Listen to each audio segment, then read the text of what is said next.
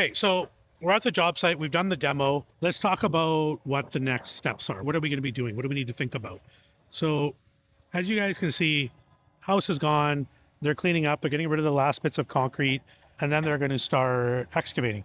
Now, one thing we want to think about is we actually need to put a retaining wall on this side, and we're actually going to replace this fence and put a brand new retaining wall on this side. I just talked to both neighbors, let them know the plan, because both of those fences are actually on our property.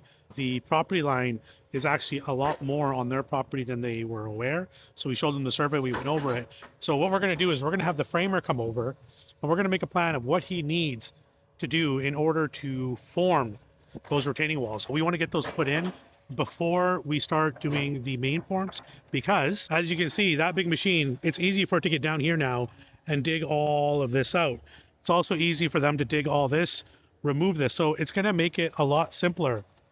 Typically, we would do this at the very end, but by doing it now, we're actually going to save time and cost overall. So this is kind of the next steps, is essentially decide where that retaining wall is going to be, what the plan is to dig it out, talk to the framer about what he needs, how much space he needs, what kind of access he needs, and figure out basically how deep we're going to go and what kind of forms we're going to use. When we get to that point, then we can let the excavation company know, and they can start digging that area out to plan for the forms.